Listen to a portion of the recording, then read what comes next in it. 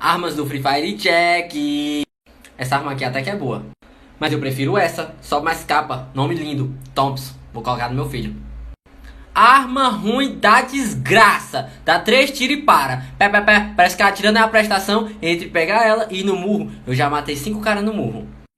AK. Arma boa. Mas só se tiver com coronha. Se não tiver com coronha, não presta. O cara pode estar na sua frente parado e você não acerta um tiro.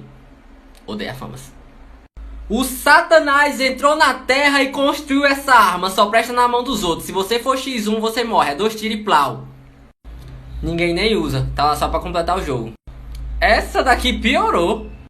Melhor arma do jogo. Linda. A Garena devia lançar mais armas como ela.